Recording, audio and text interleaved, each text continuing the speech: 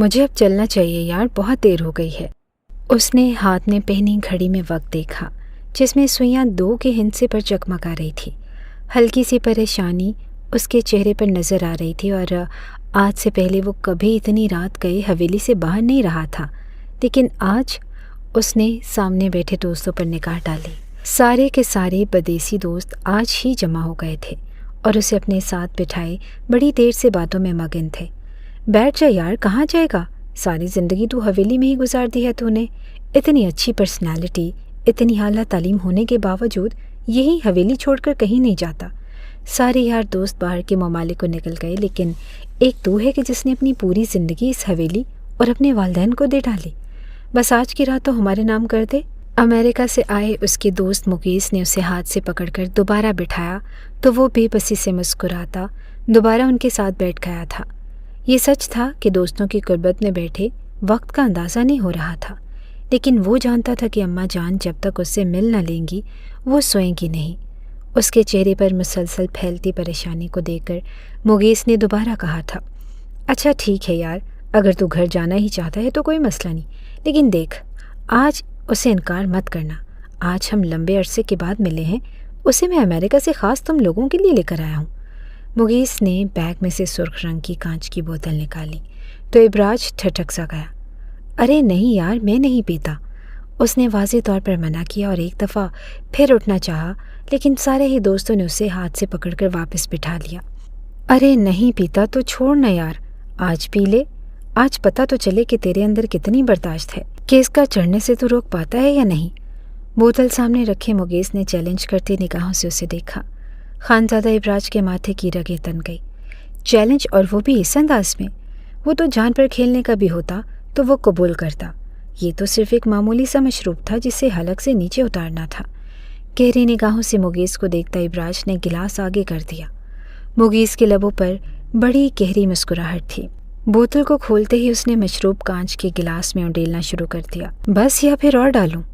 آدھے سے زیادہ گلاس بھرتے اس نے معنی خیز نگاہوں سے ابراج کو دیکھا جو بالکل خاموش بیٹھا گلاس کو تک رہا تھا۔ بغیر ایک لفظ کہے اس نے گہری نگاہوں سے ان سب کے چہرے کو دیکھا اور گلاس اٹھا کر منہ سے لگا لیا تھا۔ اسے گٹا گٹ مشروب پیتے دیکھ کر ان سب نے زوردار انداز میں تالیاں بجائیں۔ واہ براج، تو نے ثابت کر دیا کہ تو کچھ بھی کر سکتا ہے۔ بس اب ہم تجھے گھر جانے سے نہیں روکیں گے، تو نے دوستی کا حق ادا کر دیا۔ مقیس نے ہنستے ہوئے اس کے کندھے پر ہاتھ مار کر بولا تھا۔ وہ اپنے چہرے کے زاویوں کو بگڑنے سے بچاتا اٹھ کھڑا ہوا تھا، اور سچ تھا کہ اس نے پہلی دفعہ یہ ممنوعہ مشروب چکھا تھا۔ دوستوں سے ہاتھ ملاتے وہ اٹھ کھڑا ہوا اور ماحول میں ٹھنڈ بڑھ گئی تھی۔ چاروں جانب دھند چھائی ہوئی تھی۔ وہ لوگ خانزادہ ابراج کے ڈیرے پر موجود تھے۔ دوست بھی اسے جاتا دیکھ کر ایک ایک کر کے اٹھنے لگے۔ وہ اپنی سفید شال کو کندھے پر ڈالتا اپنی سیاہ پراڈو میں آ بیٹھا تھا۔ گاڑی سٹارٹ کر کے اس نے اس کا رخ حویلی کے راستے پر ڈال دیا۔ ابھی اسے ڈرائیو کرتے ہوئے تھوڑی دیر گزری ہی تھی کہ اسے بے طرح سے گھبراہٹ اور گرمی محسوس ہونے لگی۔ حالانکہ باہر کا درجہ حرارت 3 ڈگری سینٹی گریڈ تھا۔ گاؤں میں اس وقت بے حد ٹھنڈ تھی اور یہ دسمبر کی ایک ٹھٹھرتی ہوئی رات تھی، مگر ابراج کو یوں لگ رہا تھا جیسے اس کے اندر کسی نے آگ کا الاؤ بھڑکا دیا ہو۔ مسلسل ماتھے پر آتے پسینے کو صاف کرتے وہ نظر سامنے جمائے ہوئے تھا اور بار بار سامنے کا منظر دھندلا جاتا۔ دانتوں پر دانت جمائے وہ کوشش کر رہا تھا کہ اس کا دماغ نشے کی گرفت میں نہ آئے۔ حویلی کے دروازے پر قدم رکھتے تک وہ اس کا پورا وجود پسینے میں نہا چکا تھا۔ شال اس نے گاڑی میں ہی پھینک دی اور تیزی سے دروازہ بند کرتا اندر کی سمت چلا گیا۔ راہداری میں کھڑے ہو کر اس نے ایک دفعہ پلکیں جھپکا کر اپنے کمرے کا رخ متعین کیا اور اس کا کمرہ دائیں طرف تھا۔ اس کی قسمت اچھی تھی کہ وہ لڑکھڑا کر گر نہیں پڑا۔ مضبوطی سے قدم جماتے وہ اپنے کمرے کی جانب بڑھا، جب ہی وہ بری طرح سے چونکا۔ درمیان میں اماں جان کا کمرہ آتا تھا اور اس وقت اپنے کمرے کا دروازہ کھول کر اسمارا بیگم باہر جھانک رہی تھی۔ آ گیا میرا شہزادہ، آج بڑی دیر لگا دی، کب سے میں تمہارا انتظار کر رہی تھی۔ اماں جان کے لہجے میں انوکھی سی چمک تھی۔ ابراج محسوس نہ کر پایا، وہ تو ان کے قریب جانے سے بھی کترا رہا تھا کہ کہیں وہ اس کے منہ سے آتی مخصوص مہک کو سونگھ نہ لیں، اور اپنی کیفیت سے وہ خود بھی گھبرا گیا تھا۔ اسے کچھ ایسا چاہیے تھا جو اس کے نشے کے اثر کو ختم کر سکتا تھا۔ اماں جان، کیا ایک کپ چائے مل جائے گی؟ اس نے محتاط انداز میں پوچھا۔ اسمارا بیگم کھل کر مسکرا دیں۔ کیوں نہیں بیٹا، ابھی اپنے کمرے میں جاؤ، میں چائے بھجوا رہی ہوں۔ ابراج اپنی کیفیت پر قابو پانے میں مصروف تھا۔ سمجھ نہ سکا کہ آخر ماں کے چہرے پر رات کے 2 بجے اتنی گہری مسکان کیوں تھی۔ انہیں سلام کرتا وہ لمبے لمبے ڈگ بھرتا سیدھا اپنے کمرے میں چلا گیا اور دروازہ بند کرتے ہی اس نے گرمی سے مجبور ہوتے اپنی قمیض اتار پھینکی۔ اے سی آن کرتے بالکل اس کے سامنے کھڑا ہو گیا۔ کیا ہو گیا تھا مجھے؟ ذرا سا دوستوں نے مجھے بہکایا اور میں اتنی بڑی غلطی کر بیٹھا۔ جانتا بھی ہوں کہ یہ سب حرام ہے۔ دونوں ہاتھوں میں وہ سر پکڑے بری طرح سے پچھتا رہا تھا۔ آس پاس کے منظر اب اس کی آنکھوں کے سامنے گھومنے لگے۔ قریب تھا کہ وہ وہیں گر کر گہری نیند سو جاتا جب دروازے پر دستک ہوئی۔ ابراج نے چونک کر دیکھا اور شاید اماں جان ہو، لیکن دروازے سے اندر کوئی اور داخل ہوا تھا۔ بمشکل 18 برس کی ایک نازک سی لڑکی جس کی دودھیا رنگت اس کے سرخ رنگ کے جوڑے میں دمک رہی تھی۔ اس نے سلیقے سے سر پر دوپٹہ اوڑھ رکھا تھا۔ ہاتھوں میں پہنی چوڑیوں کی ہلکی سی کھنک کمرے میں گونجی تو ابراج کی سوئی ہوئی حصیں بیدار ہوئیں۔ آپ کی چائے۔ وہ چائے لے کر سیدھا اس کے پاس چلی گئی۔ ابراج نے کپ لینے کے لیے ہاتھ آگے بڑھایا اور تبھی وہ چونکا۔ اسے لگا جیسے سامنے کھڑی لڑکی کا پورا وجود کپ کپا رہا تھا۔ ابراج نے یوں ہی نگاہ اٹھا کر اس کا جائزہ لیا اور ساکت رہ گیا۔ اتنا مکمل حسن، اتنی کاملیت کون تھی؟ وہ مبہوت اسے تکتا رہ گیا۔ اس نے آنکھوں میں کاجل ڈال رکھا تھا۔ سنہری آنکھیں جھکی ہوئی تھی اور اس کی پلکیں لمبی تھی جن کے آخر میں خم بنے ہوئے تھے۔ اونچی اور ستھوں ناک اور سرخ تراشیدہ لب وہ حسن کے سارے معیاروں پر پوری اترتی تھی۔ ابراج بے ساختہ اپنی جگہ سے اٹھ کھڑا ہوا۔ چائے لے لیں پلیز، لڑکی نے ایک دفعہ پھر کہا۔ ابراج نے چائے پکڑنا چاہی لیکن اسی پل اس کا سر بری طرح سے چکرایا تھا۔ وہ اپنی ہی چھونک میں اس لڑکی کو لیتا سیدھا فرش پر جا گرا۔ نیچے گرتے ہی وہ بری طرح تڑپتی رہی اور اس کی آنکھوں میں پھیلتا خوف ابراج کو صاف نظر آیا، مگر وہ اپنے ہوش اور حواس میں ہوتا تو خود کو روکتا۔ شاید اسی لیے شراب کو حرام کہا گیا ہے کہ وہ حرام اور حلال، صحیح اور غلط ہر چیز کا فرق مٹا دینے کی طاقت رکھتی ہے۔ خانزادہ ابراج کے ساتھ بھی یہی ہوا تھا اور سامنے کھڑی اس حسینہ کے نرم و نازک لمس نے جیسے شراب کے نشے کو 2 آتشا کر دیا تھا۔ وہ خود کو چھڑانے کی کوشش کر رہی تھی اور شاید سسکتے ہوئے کچھ کہہ بھی رہی تھی، مگر خانزادہ ابراج کی سماعتوں پر تو جیسے کسی نے پردے ڈال دیے تھے۔ پلکیں موندتے اس نے اپنے گم ہوتے حواسوں کے آگے ہتھیار ڈال دیے۔ رات گزرتی رہی۔ دسمبر کے قہرے نے پورے گاؤں کو اپنی لپیٹ میں لے لیا تھا اور حویلی میں گہرا سناٹا تھا۔ کئی گھنٹے گزرے تو حویلی کو اس شاندار کمرے میں سے نیم تاریکی میں دبی دبی سسکیاں بلند ہونے لگیں۔ وہ بری طرح سے رو رہی تھی۔ نہ جانے کتنی دیر تک وہ روتی رہی اور سسکیاں تھمی تو وہ خود کو سمیٹتے کمرے سے باہر نکل گئی۔ دروازے سے باہر جاتے پیچھے پلٹ کر اس نے ایک نفرت بھری نگاہ بے خبر سوتے خانزادہ ابراج پر ڈالی تھی۔ تمہارے متعلق میں غلط تھی، تم وہی ہو جو میری ماں نے بتایا تھا۔ آنسو بھری آنکھوں کو ہاتھوں سے صاف کرتے وہ خاموشی سے رات کی تاریکی میں گم ہو گئی۔ رات گزر گئی، دن چڑھایا اور سورج کی شعاعیں کھڑکی کے پردوں سے ٹکرا کر اندر زمین پر لیٹے خانزادہ ابراج پر پڑی تو اس نے کسمسا کر آنکھیں کھولی۔ سر بھاری ہو رہا تھا اور طبیعت پر عجیب سا بوجھل پن طاری تھا۔ کروٹ لیتے اس نے بے اختیار اس لمحے کو کوسا جب اس نے کل رات اس گلاس کو ہاتھ لگایا تھا۔ سیدھے لیٹتے کافی دیر تک وہ پلکیں چھپکاتا رہا اور سامنے چھت پر ایک خوبصورت فانوس لٹک رہا تھا۔ خانزادہ ابراج اس پر نگاہیں ٹکائے اپنے حواسوں کو مجتمع کر رہا تھا اور دوستوں کے ساتھ ڈیرے پر ان کی باتیں، سرخ مشروب کا وہ گلاس اور چائے کی پیالی۔ وہ ایک جھٹکے سے اٹھ بیٹھا۔ چائے کی پیالی ذہن میں آتے ہی اور بہت کچھ بھی اس کے ذہن میں آیا تھا۔ اوہ میرے خدا، یہ سب کیا ہو گیا؟ ماتھے پر ہاتھ مارتے وہ تیزی سے اپنی جگہ سے اٹھا۔ اس نے ایک بے یقین نگاہ اپنے کمرے میں نظر آتے منظر پر ڈالی جہاں وہ لیٹا تھا۔ وہاں زمین پر سرخ رنگ کا ایک آنچل بے ترتیبی سے پڑا ہوا تھا اور کچھ کانچ کی ٹوٹی چوڑیاں بکھری ہوئی تھی۔ ابراج نے سختی سے اپنی آنکھیں میچ لی۔ یہ سب میں نے کیا کر دیا؟ اوہ میرے خدا، میں انسان سے جانور کب بن گیا؟ बुरी तरह से पछताते उसने दाएं हाथ का मुक्का बनाकर पीछे दीवार पर मारा था। तकलीफ की एक लहर उसके पूरे वजूद में जागी, मगर उसकी शर्मिंदगी को कम ना कर सकी थी। वो कभी अपने बालों में हाथ फेरता और कभी अपनी पेशानी पर हाथ फेरता।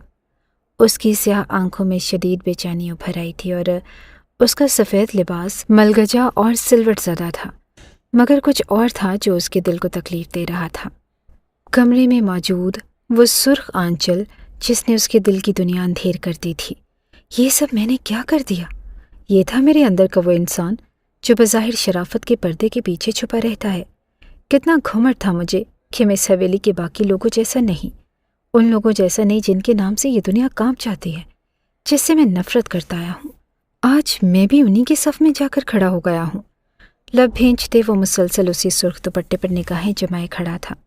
थक हार कर वो करीबी रखी कुर्सी पर बैठ गया। जो कुछ उसने बिगाड़ दिया था अब वो दुरुस्त होने वाला नहीं था। न जाने कितनी देर गुजर गई। मुलाजिम ने दरवाजे पर दस्तक दी तो वो अपने ख्यालों से जागा। वो उसे इतला देने के लिए आया था कि नीचे इस्मारा बेगम उसे याद कर रही हैं।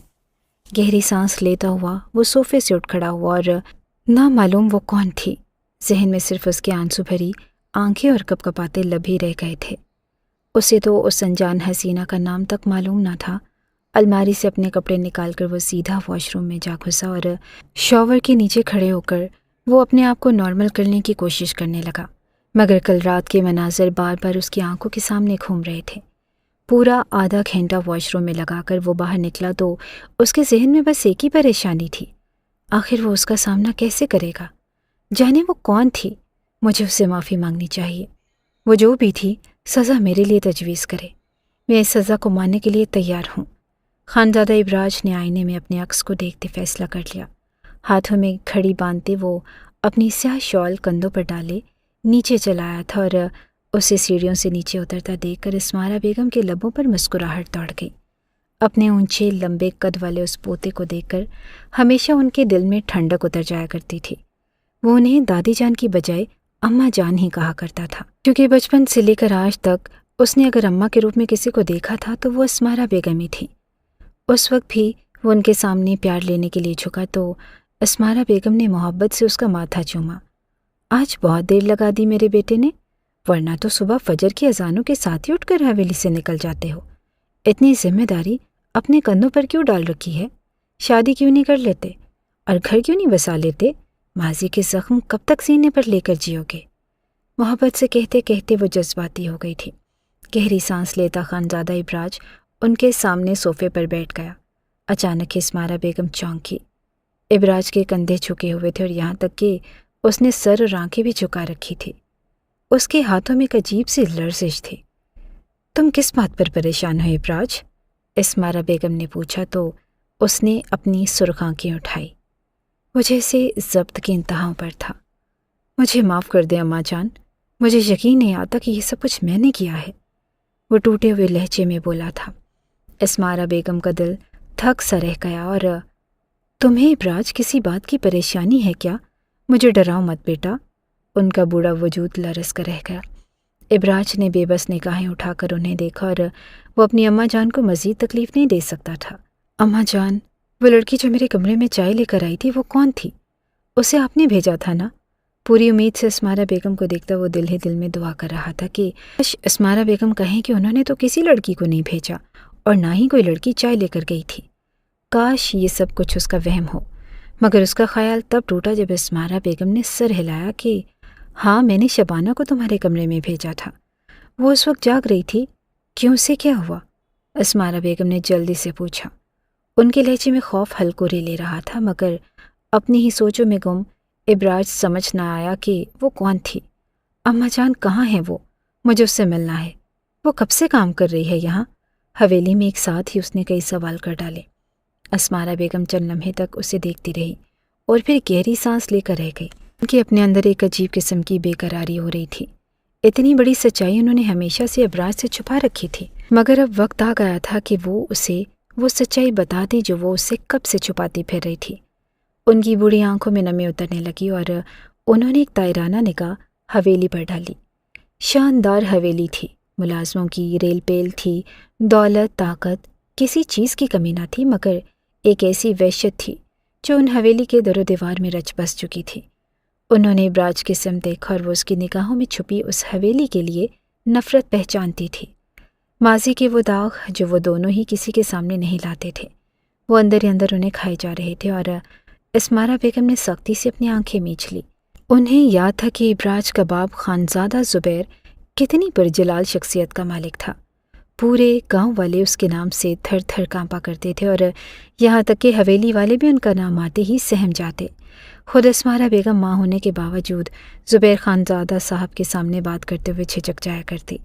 وہ تھا ہی ایسا، مگر جس وقت اس کے ہاں بیٹے کی ولادت ہوئی وہ خوشی سے پاگل ہو رہا تھا۔ اسمارا بیگم نے اپنے پوتے کا نام ابراج رکھا۔ وہ راج کرنے کے لیے ہی تو پیدا ہوا تھا۔ دن گزرتے رہے اور حویلی میں سب کچھ ٹھیک ٹھاک تھا۔ یوں لگتا تھا کہ خوشیاں بن کر صورت ان سب کے اوپر برس رہی ہے، مگر قسمت کو تو کچھ اور ہی منظور تھا۔ ابراج 5 برس کا تھا، اور جب ایک روز اپنی بیٹی کے کمرے کے سامنے سے گزرتے اسمارا بیگم بری طرح سے ٹھٹک گئی۔ کمرے کا دروازہ کھلا اور اندر سے ان کی بیٹی کی آواز آ رہی تھی، تم فکر مت کرو منہاج، اگر میری حویلی والوں نے تمہارا رشتہ قبول نہ کیا تو میں تمہارے ساتھ گھر سے بھاگ جاؤں گی۔ مجھے کوئی فرق نہیں پڑتا ان لوگوں کا مرتبہ کیا ہے، ان کے پاس کتنی دولت ہے، مجھے تو تم سے محبت ہے اور میں شادی صرف تم ہی سے کروں گی، وہ پررسم لہجے میں کہہ رہی تھی۔ اسمارا بیگم اندر تک کانپ کر رہ گئی، اور یہ ان کی 20 سالہ بیٹی کی آواز تھی جسے انہوں نے حویلی میں سب سے ٹکر لے کر کالج میں تعلیم حاصل کرنے کے لیے بھیجا تھا۔ وہ دل پر ہاتھ رکھ کے وہیں بیٹھتی چلی گئی۔ اندر ان کی بیٹی مزید بھی کچھ کہہ رہی تھی، اور جو کچھ وہ کہہ رہی تھی اسے سننا اسمارا بیگم کی بس کی بات نہ تھا۔ انہیں پتہ ہی نہ چلا کہ کب ان کی بیٹی ایک انجان آدمی کی محبت میں گرفتار ہو گئی۔ وہ کوئی ویٹر تھا جس سے نمرا کی ملاقات ریسٹورنٹ میں ہوئی۔ ریسٹورنٹ میں ہی وہ اسے اپنا دل دے بیٹھی تھی، اور شاید وہ لڑکا بھی نمرا کی محبت میں گرفتار تھا، اسی لیے تو ان دونوں کا فون پر رابطہ تھا، اور اسمارا بیگم دل پر پتھر لیے واپس چلی گئی۔ اچھی طرح سے پتا تھا کہ ایک ویٹر کا رشتہ ان کے شوہر اور زبیر خانزادہ کبھی قبول نہیں کریں گے۔ نمرا کے دل کی خواہش کبھی پوری نہیں ہو سکتی تھی، مگر انہوں نے کوشش کرنے کی ٹھانی۔ رات جب سب سو گئے تو وہ خاموشی سے اپنی بیٹی کے کمرے میں چلی گئی۔ وہ ماں کو سخت چہرے کے ساتھ اندر داخل ہوتا دیکھ کر بری طرح سے چونکی۔ آپ یہاں اماں جان؟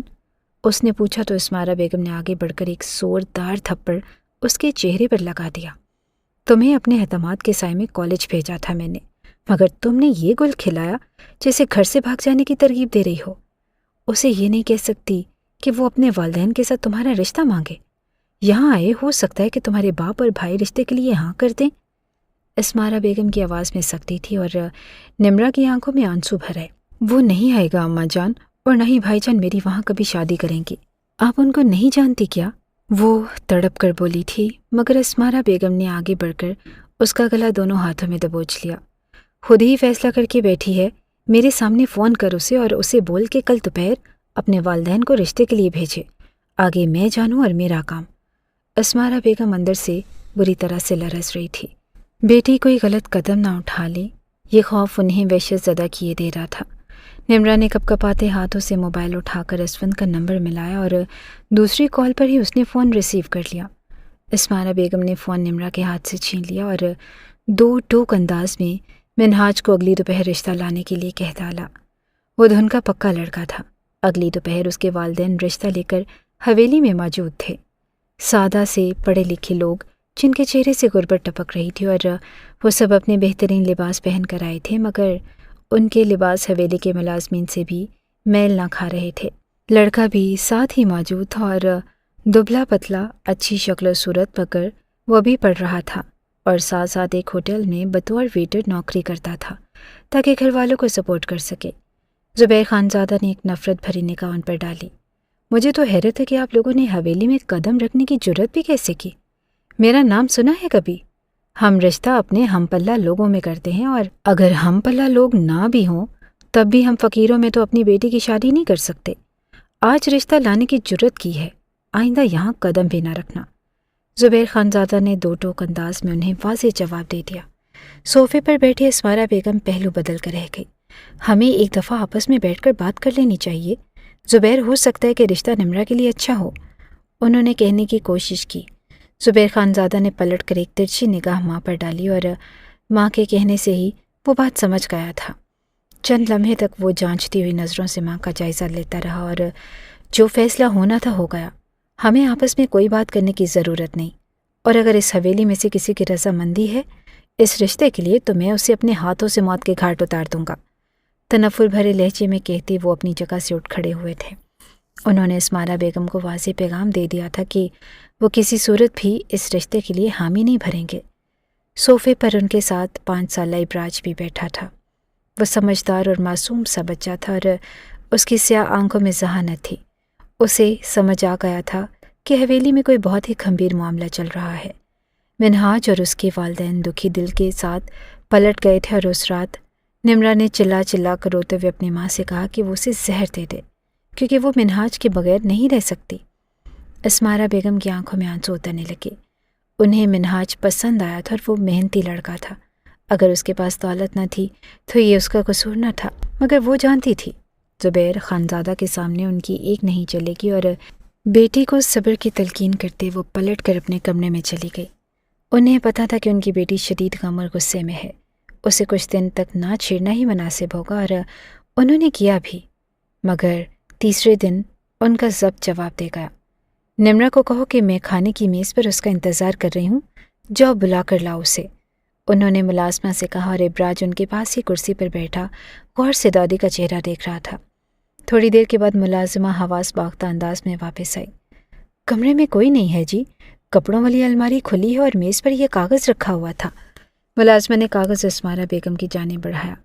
وہ جو پھٹی پھٹی نگاہوں سے ملازمہ کو دیکھ رہی تھی، کپ کپاتے ہاتھوں سے انہوں نے کاغذ لے لیا، اور کاغذ نہیں تھا، کوئی بم تھا جو کسی نے اٹھا کر اسمارا بیگم کے وجود پر دے مارا۔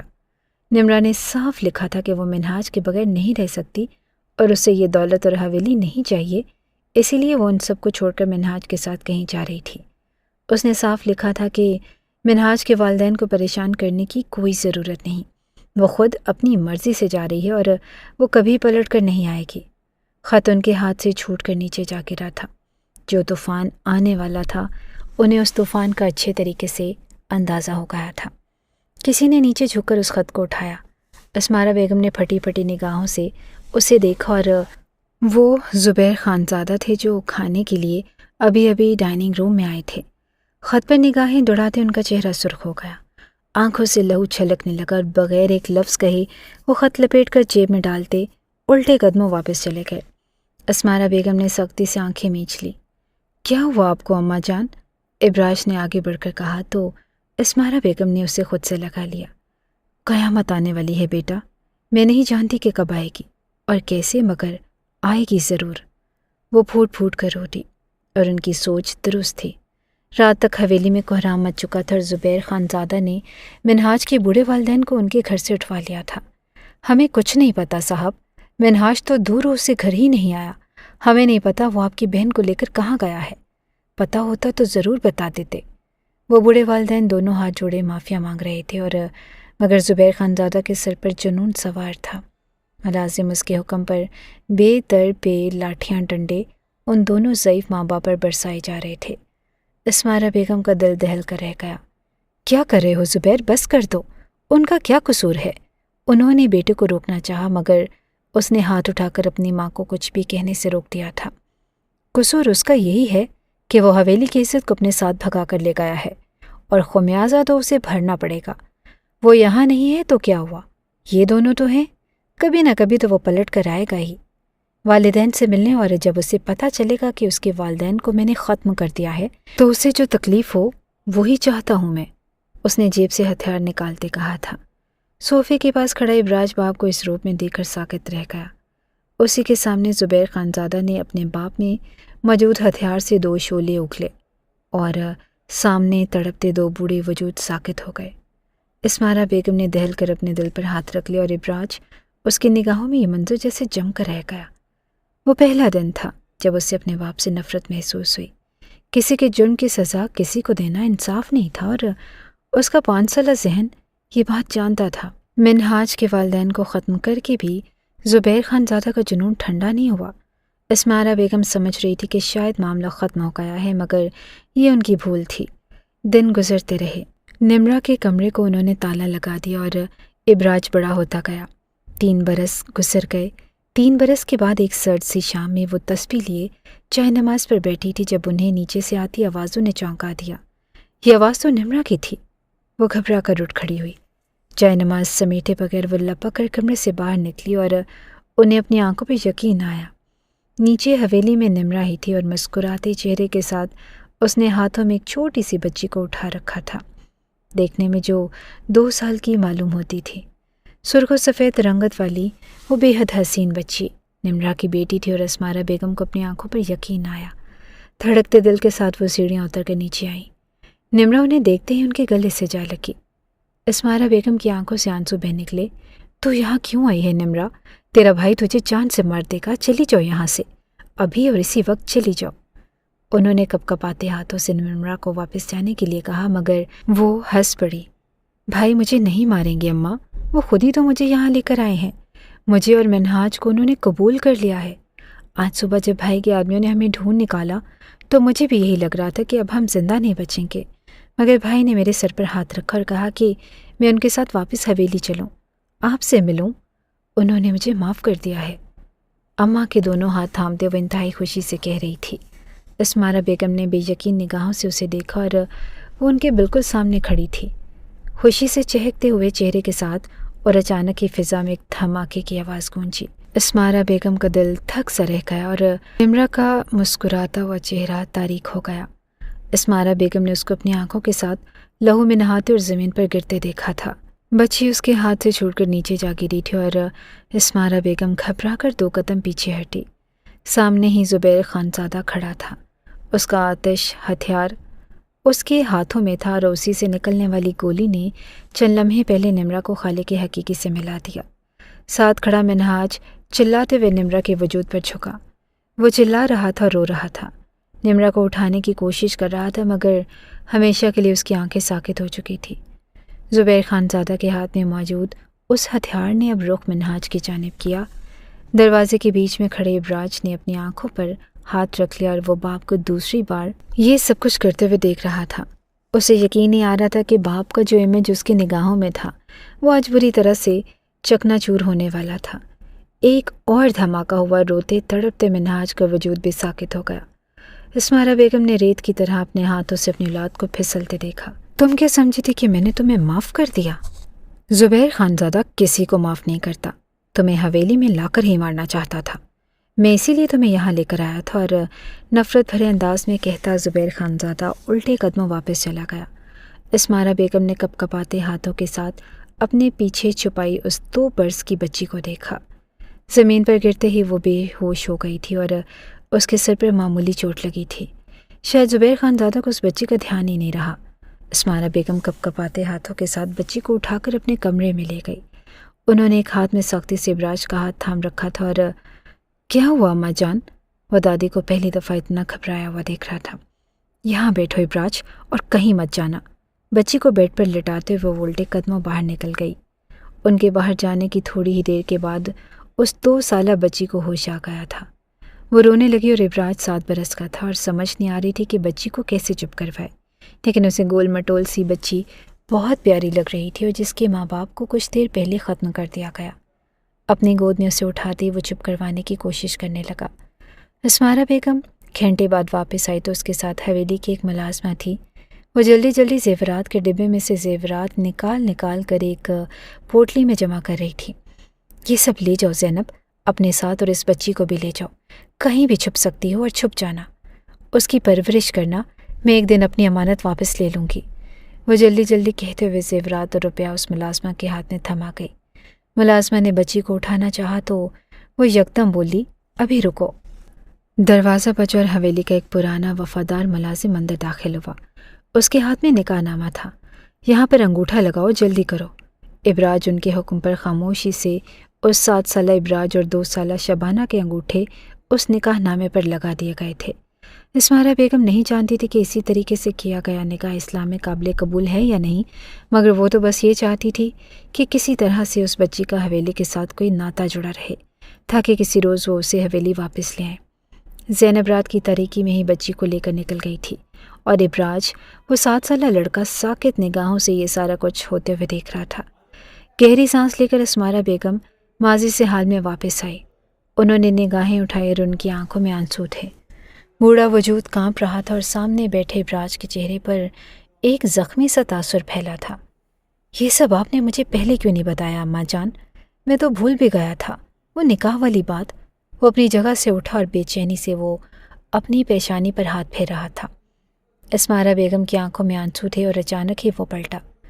کہاں ہے وہ؟ میں اس سے معافی مانگوں گا، قانونی طریقے سے اسے اپنی بیوی بناؤں گا، اور اس بار مجھے کوئی نہیں روک سکتا، وہ دو ٹوک انداز میں کہتے ہوئے لاؤنج میں سے باہر نکلا۔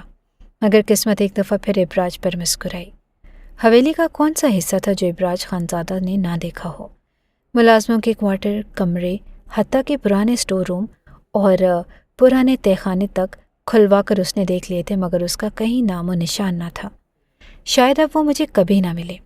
اس کا دل چاہ رہا تھا کہ وہ بچوں کی طرح پھوٹ پھوٹ کر رہے۔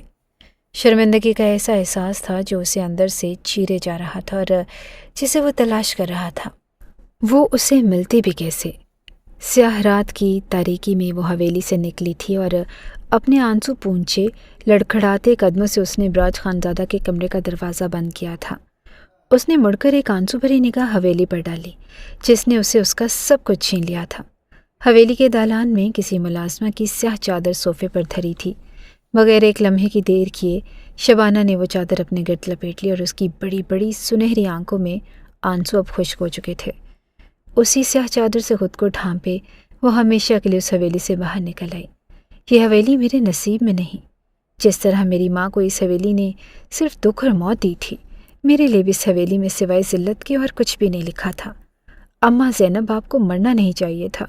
باہر نکلتے ہی وہ پھوٹ پھوٹ کر رونے لگی۔ مگر آخر کتنی دیر تک روتی؟ جب روتے روتے تھک گئی تو اٹھ کر ایک سمت کو چلنے لگی۔ شکر تھا کہ اسے حویلی کے کسی ملازم نے باہر نکلنے سے روکا نہیں تھا۔ اندھیری سڑک پر وہ تب تک چلتی رہی جب تک صبح کا اجالا نمودار نہیں ہو گیا تھا۔ شہر کو جانے والی بس نے جو سڑک پر ایک عورت کو جاتے دیکھا تو کنڈکٹر نے آواز لگا کر پوچھا کہ کہاں جانا ہے بیبی؟ شبانہ چونک کر پلٹی۔ جانا تو اسے پتہ نہیں کہا تھا، لیکن ایک بات تو طے تھی، وہ اس حویلی سے دور جانا چاہتی تھی۔ بنا ایک لفظ کہے وہ بس میں سوار ہو گئی۔ بی بی جی کرایہ؟ کنڈکٹر سواریوں کے پاس سے ہوتا ہوا اس کے پاس آیا تو شبانہ بری طرح سے چونکی۔ اس کے پاس تو ایک پھوٹی کوڑی بھی نہ تھی۔ کنڈکٹر مشکوک نگاہوں سے اسے دیکھ رہا تھا اور اس سے پہلے کہ اس بس میں بھی اس کا تماشا بنتا، شبانہ نے کپ کپاتے ہاتھوں سے اپنے دائیں ہاتھ کی تیسری انگلی میں موجود وہ انگوٹھی کھینچ نکالی۔ میرے پاس کرایہ نہیں ہے بھائی، مگر مجھے شہر جانا ہے، آپ پلیز یہ رکھ لیجئے۔ شبانہ نے انگوٹھی اس کی طرف بڑھائی اور وہ دبلا پتلا سا کنڈکٹر حیرانی سے اسے دیکھتا رہ گیا۔ سیٹ پر بیٹھی ہوئی شبانہ کی آنکھوں میں ایسی بے بسی اور آنسو تھے کہ وہ چاہ کر بھی انکار نہ کر پایا۔ اس نے خاموشی سے ہاتھ بڑھا کر انگوٹھی لے لی اور وہ بھاری سونے کی انگوٹھی تھی جس کے درمیان میں نیلے رنگ کا پتھر تھا اور اس نیلے پتھر کے اوپر کچھ کھدا ہوا تھا۔ گنگناتے ہوئے کنڈکٹر نے انگوٹھی جیب میں ڈالی اور گہری نگاہ شبانہ پر ڈالتا وہ آگے بڑھ گیا۔ وہ اپنی سیاہ چادر کو خود پر لپیٹتی سیٹ پر پشت سے ٹیک لگا کر بیٹھ گئی۔ پتہ نہیں زندگی نے آگے اسے کون سا رخ دکھانا تھا۔ بس کراچی کے اسٹاپ پر رکی تو جب ساری سواریاں اتر گئی، نہ چاہتے ہوئے بھی شبانہ کو بھی نیچے اترنا پڑا، اور وہ اس شہر سے واقف تھی۔ زندگی کے 18 سال اس نے اسی شہر میں گزارے تھے۔ یہاں ہی تو اماں زینب اسے لے کر آئی تھی جب انہیں حویلی سے اسمارا بیگم نے شبانہ کو سونپ کر بھگا دیا تھا۔ ایک کرب کی لہر شبانہ کے وجود میں جاگی اور مختلف گلیوں سے گزرتے سڑکوں پر چلتے چلتے اسے کئی گھنٹے بیت گئے۔ تھکاوٹ سے اس کا روم روم دکھ رہا تھا، یوں لگتا تھا کہ پیروں میں آبلے پڑ گئے ہوں، اور رو رو کر اس کی آنکھیں خشک ہو چکی تھی۔ شام ڈھل رہی تھی جس وقت وہ اس چھوٹے سے محلے کے گھر کے سامنے آ کر رکی۔ دروازہ بند تھا اور شبانہ نے دروازہ کھٹکھٹایا۔ کچھ ہی دیر کے بعد دروازہ کھل گیا۔ دروازہ کھولنے والی ایک معمر عورت تھی، سر پر دوپٹہ، ہاتھ میں قرآن پاک اور آنکھوں پر لگا نظر کا چشمہ۔ شبانہ کو دیکھتے ہی اس کی آنکھیں حیرت سے پھیل گئیں۔ وہ شبانہ کی قرآن پڑھانے والی استانی تھی۔ اس پورے جہاں میں شبانہ کو سوائے اس پر اور کسی پر بھروسہ نہ تھا، اور سائرہ باجی نے ایک لفظ بھی کہے بغیر شبانہ کو اندر آنے دیا۔ یہ لو پانی پیو۔ سائرہ باجی نے گلاس میں پانی شبانہ کی طرف پانی بڑھایا اور ایک ہی سانس میں وہ سارا گلاس خالی کر گئی۔ سائرہ باجی اسے دیکھ کر رہ گئی۔ بکھرے بال، آنکھوں کا کاجل پھیلا ہوا، بڑی بڑی آنکھوں میں تیرتا ہوا خوف اور گرد سے اٹا شبانہ کا وجود۔ زینب بہن کے انتقال کے بعد تم اچانک کہاں چلی گئی تھی؟ اور یہ تم نے اپنا کیا حال بنا رکھا ہے؟ تم ٹھیک تو ہو؟ مجھے لگا تم اپنے شوہر کے پاس حویلی چلی گئی ہو، سائرہ باجی نے اس کے سامنے بیٹھتے ہوئے کہا۔ شوہر کے نام پر شبانہ کی آنکھوں میں آنسو مرنے لگے۔ ایک تلخ سی مسکراہٹ سے اس نے اپنا سر جھٹکا اور شوہر؟ میرا کوئی شوہر نہیں ہے اور نہ ہی کسی حویلی سے میرا کوئی تعلق ہے۔ وہاں انسان نہیں جانور بستے ہیں جو کمزوروں پر اپنی طاقت کا روب جماتے ہیں۔ وہاں نہ تو عزت محفوظ ہے اور نہ ہی جان۔ ان لوگوں نے میری ماں کو جان سے مار ڈالا اور مجھے… وہ بات مکمل نہ کر سکی۔ آنکھوں میں آنسوؤں سے پھوٹ پھوٹ کر وہ رونے پر مجبور ہو گئی۔ سائرہ باجی جیسے ساری بات سمجھ گئی اور انہوں نے آہستگی سے شبانہ کو اپنے ساتھ لگا لیا۔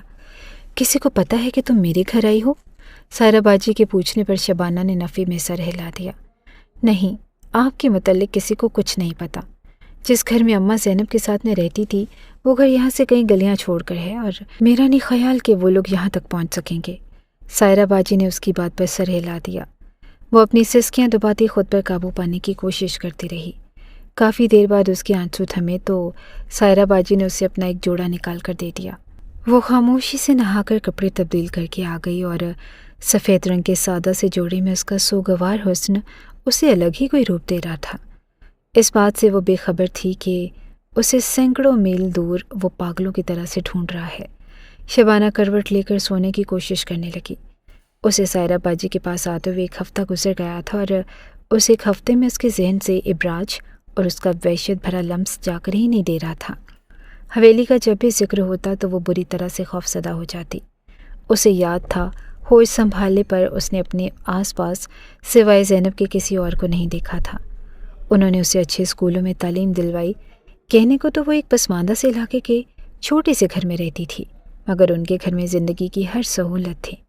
بڑے عرصے بعد شبانہ کو پتہ چلا کہ یہ سہولت حویلی والوں کے مرہون منت ہے۔ اسمارہ بیگم اپنی نواسی سے لا تعلق نہیں ہوئی تھی۔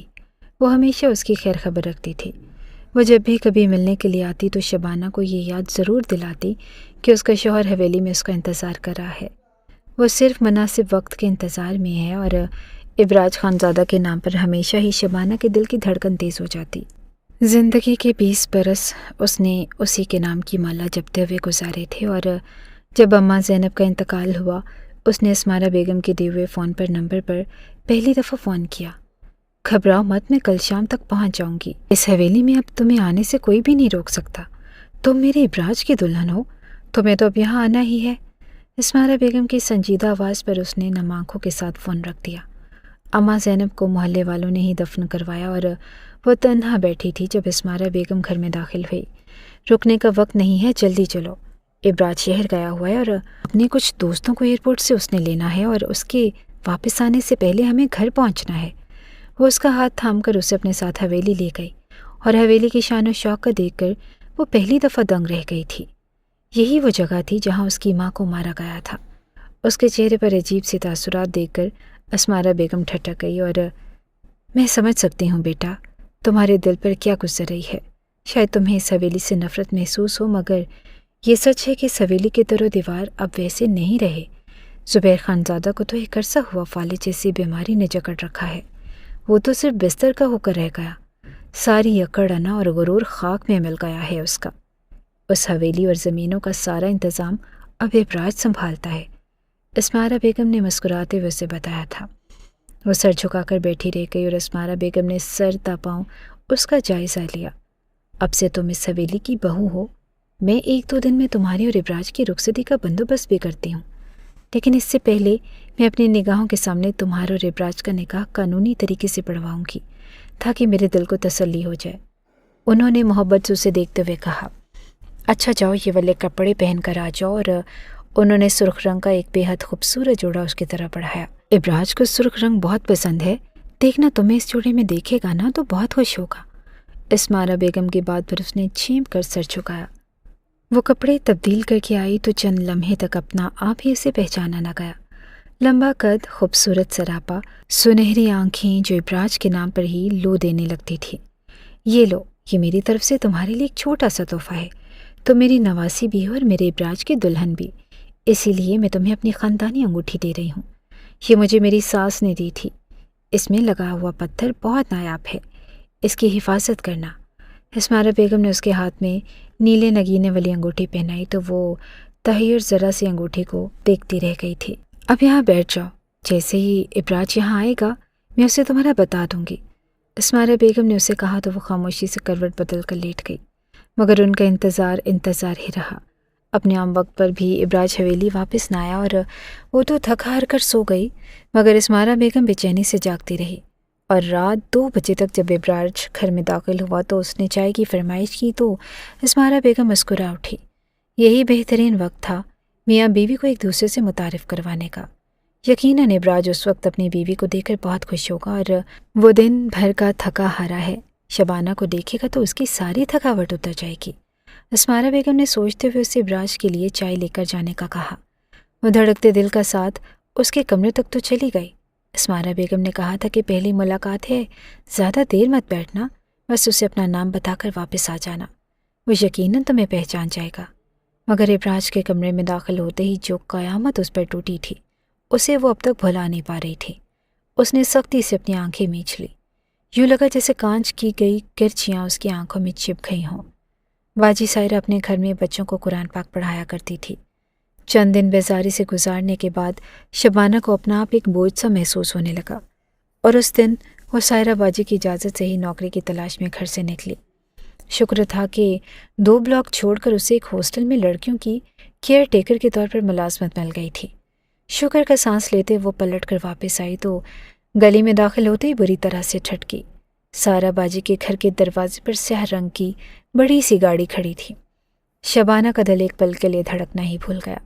یہ گاڑی اس محلے میں سے کسی کی نہ تھی، اور وہ اچھی طرح پہچانتی تھی اسی گاڑی میں اسمارا بیگم اسے لینے کے لیے اس کے گھر آئی تھی۔ وہ مشکل خود کو سنبھالتی وہ الٹے قدموں واپس بھاگی۔ وہ یہاں بھی آ گیا، وہ میرے ساتھ پھر وہی سب کچھ کرے گا، میں اس کا سامنا نہیں کر سکتی، آخر یہ میرا پیچھا چھوڑ کیوں نہیں دیتا۔ وہ بے بسی کی آخری نہج پر تھی، اور سائرہ باجی کے گھر کا ٹھکانہ بھی اسے چھوٹ چکا تھا۔ اب اسے اپنے لیے نئی جائے پناہ ڈھونڈنی تھی۔ یہ تو طے تھا کہ اب کبھی وہ پلٹ کر حویلی واپس نہیں جائے گی، اور الٹے قدم دوڑتے اسی ہاسٹل تک وہ چلی گئی۔ ہاسٹل کی مینجمنٹ اسے واپس آتے دیکھ کر بری طرح سے حیران رہ گئی۔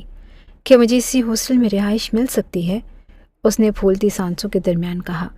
شاید اس کی قسمت اچھی تھی کہ کرسیوں پر بیٹھے ان سارے افسران نے ایک دوسرے کی شکل دیکھی۔ کیوں نہیں؟ یہ ہاسٹل مصیبت زدہ لڑکیوں کی مدد کے لیے ہی تو بنایا گیا ہے۔ اگر آپ یہاں رہنا چاہتی ہیں تو آپ کو یہاں کی تمام تر اخراجات ادا کرنے ہوں گے۔ گہری سانس لیتے ہوئے شبانہ نے ان سے اپنے تمام تر اخراجات تنخواہ میں سے ہی کٹوانے کا ایگریمنٹ کر لیا تھا۔ اسے ہاسٹل میں ایک چھوٹا سا کمرہ دے دیا گیا، یہاں کم از کم وہ ابراج کے سائے سے بھی چھپ کر رہ سکتی تھی۔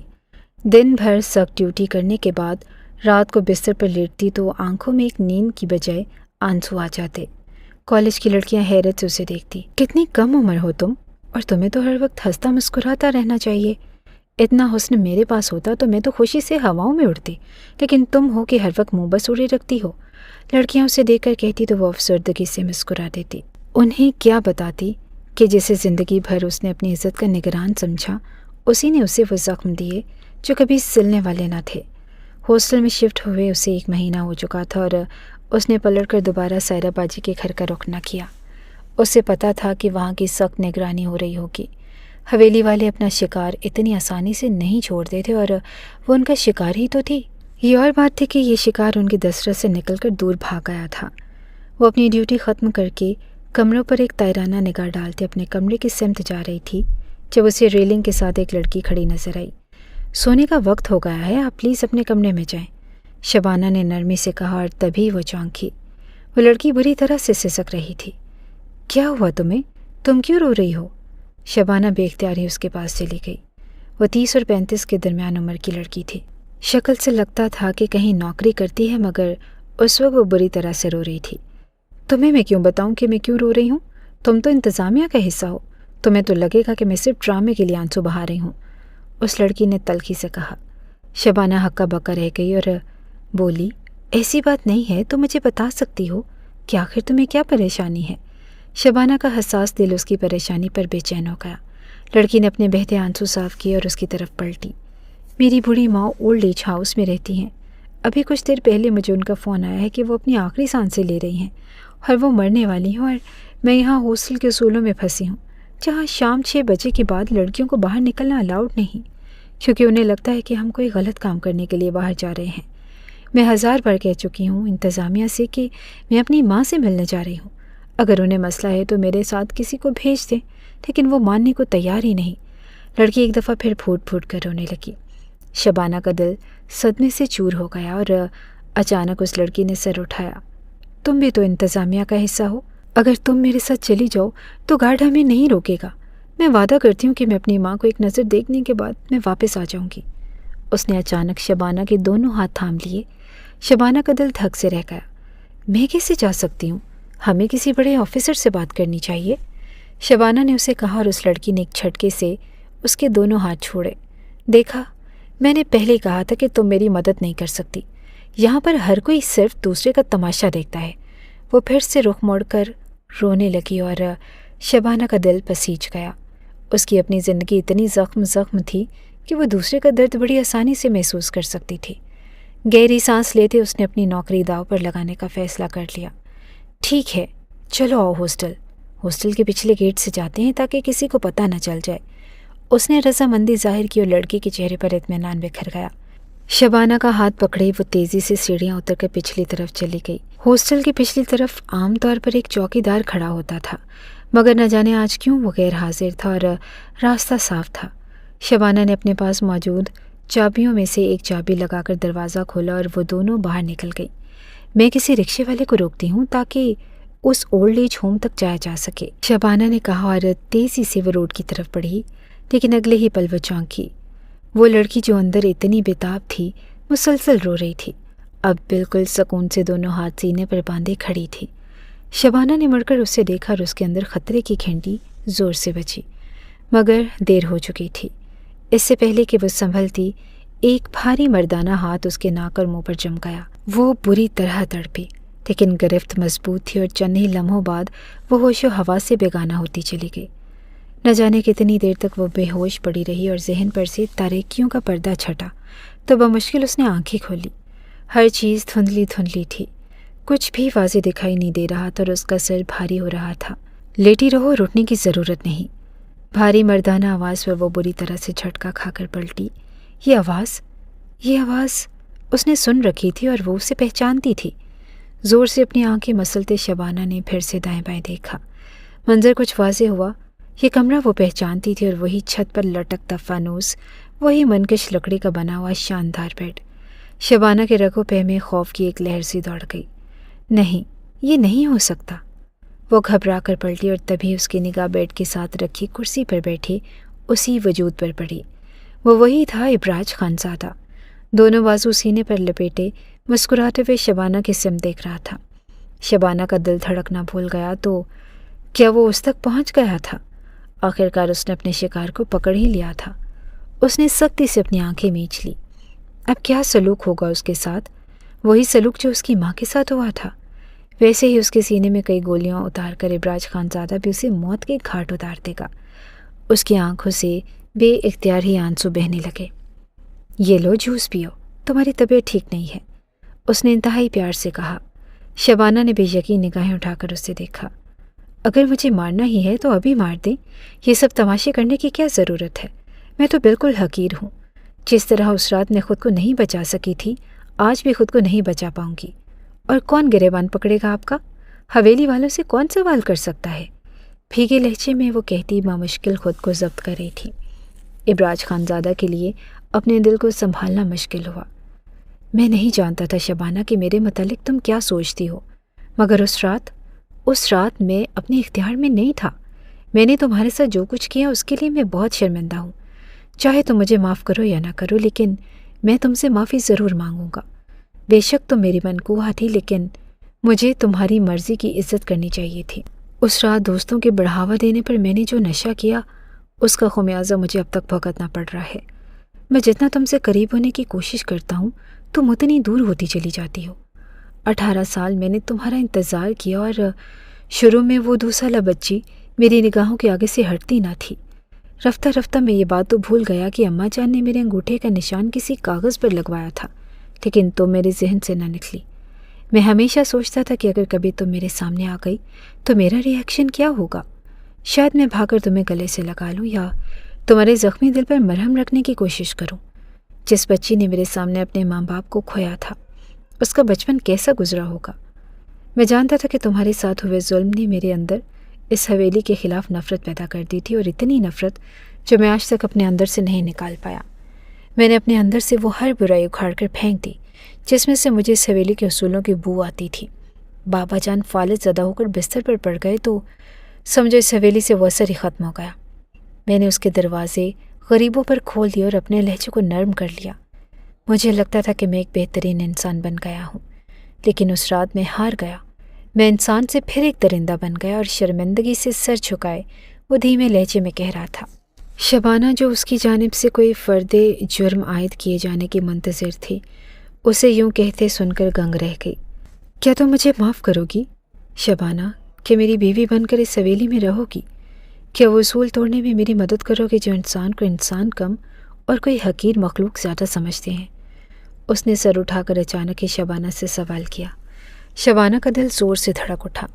اس شخص سے اس نے کتنی محبت کی تھی، اور زندگی کے وہ سارے برس جو اس نے چھوٹے سے مکان میں دن گنتے ہوئے گزارے تھے، اسی شخص کے نام کے ہی تو تھے۔